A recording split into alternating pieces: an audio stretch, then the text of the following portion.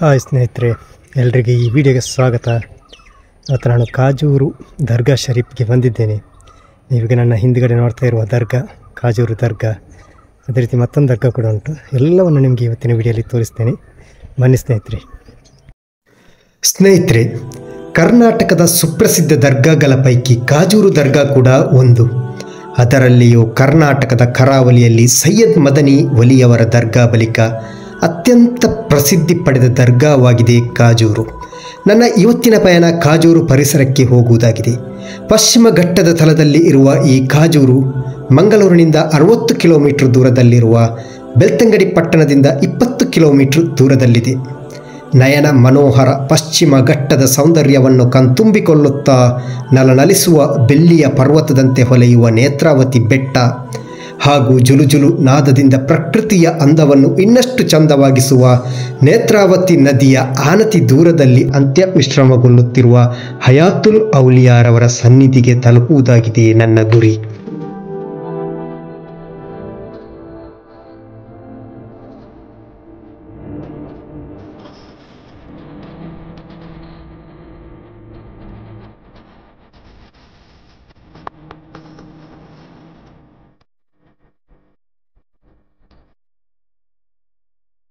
ಇಲ್ಲಿಗೆ ತಲುಪಿದಾಗ ನಮಗೆ ಪ್ರಥಮವಾಗಿ ಸಿಗುವುದಾಗಿದೆ ಕಿಲ್ಲೂರು ದರ್ಗಾ.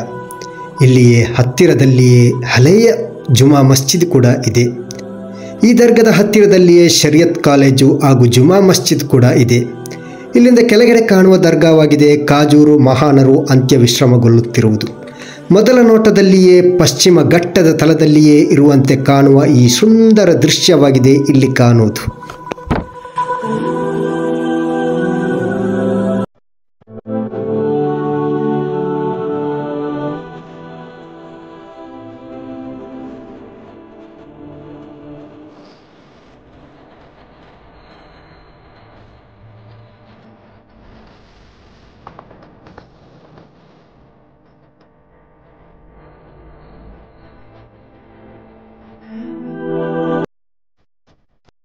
ಕಾಜೂರು ದರ್ಗಾದ ಒಳಗೆ 3 ಮಹಾತ್ಮರ ಮಕಾಂ ನಮಗೆ ಕಾಣಸಿಗುತ್ತದೆ. ದರ್ಗಾ ಹಾಗೂ ಪರಿಸರವನ್ನು ಅವಲೋಕಿಸಿದರೆ ಇಲ್ಲಿ ಅಂತ್ಯ ವಿಶ್ರಮಗೊಳ್ಳುತ್ತಿರುವುದು ಮಹಾತ್ಮರು ಶುಹದಾಗಳಾಗಿದ್ದಾರೆ. ಬಹಳ ಪ್ರಾಚೀನ ದರ್ಗಾವಾಗಿದ್ದರೂ 1963ರಿಂದ ಇಲ್ಲಿ ಉರುಸ್ ಆರಂಭಿಸಲಾಗಿತ್ತು. ಶತಮಾನಗಳ ಹಿಂದೆಯೇ ದೀನಿ ಪ್ರಬೋಧನೆ ನಡೆಸಿದ ಮಹಾನರು ಕಾಜೂರು ಪರಿಸರದಲ್ಲಿ ಅಂತ್ಯ ವಿಶ್ರಮಗೊಳ್ಳುತ್ತಿದ್ದಾರೆ ಎನ್ನುವುದರಲ್ಲಿ ಯಾವುದೇ ಸಂಶಯವಿಲ್ಲ. ಕಾಜೂರು ಹಾಗೂ ಕಿಲ್ಲೂರು ದರ್ಗಾಗಳಲ್ಲಿ ಅದೆಷ್ಟೋ ಸಹಸ್ರಾರು ಜನರು ತಮ್ಮ ಸಮಸ್ಯೆ ಪರಿಹಾರಕ್ಕಾಗಿ ಮಾನಸಿಕ ಶಾರೀರಿಕ ಎಲ್ಲ ಸಮಸ್ಯೆಗಳನ್ನು ಇಲ್ಲಿ ಹೇಳಿ ನೆಮ್ಮದಿಯನ್ನು ಪಡೆಯುತ್ತಾರೆ. ಸರ್ವಶಕ್ತನಾದ ಅಲ್ಲಾಹನಲ್ಲಿ ಮಹಾತ್ಮರ ಸನ್ನಿಧಾನದಲ್ಲಿ ಪ್ರಾರ್ಥಿಸುತ್ತಾ ತಮ್ಮ ಸಮಸ್ಯೆಗೆ ಪರಿಹಾರ ಪಡೆದು ಸಂತೃಪ್ತರಾಗಿ ಮರಳಿ ಹೋಗುತ್ತಾರೆ. ಹಲವಾರು ರೋಗ ರುಜಿನಗಳಿಗೆ ಬೆಳ್ಳಿಯ ಆಕೃತಿಗಳನ್ನು ನೀಡುವುದು ಇಲ್ಲಿಯ ಸಂಪ್ರದಾಯವಾಗಿದೆ.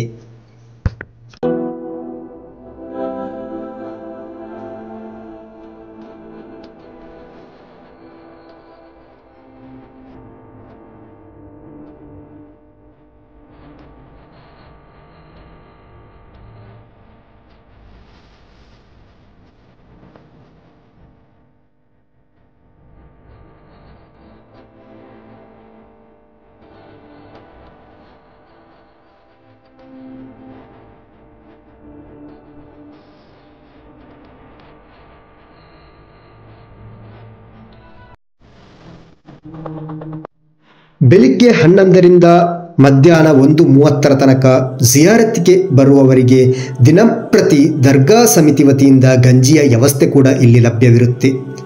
ಸರ್ವಶಕ್ತನಾದ ಅಲ್ಲಾಹು ಕಾಜೂರು ಮಹಾನರ ಬರ್ಕತ್ತಿನಿಂದ ನಮ್ಮೆಲ್ಲ ಪಾಪಗಳನ್ನು ಮನ್ನಿಸಿ ಎಲ್ಲ ರೀತಿಯ ಸಮಸ್ಯೆಗಳನ್ನು ನಿವಾರಿಸಲಿ ಎಂದು ಪ್ರಾರ್ಥಿಸುತ್ತಾ ಈ ಒಂದು ಪುಟ್ಟ ವಿಡಿಯೋಗೆ ವಿರಾಮ ಹೇಳುತ್ತಿದ್ದೇನೆ.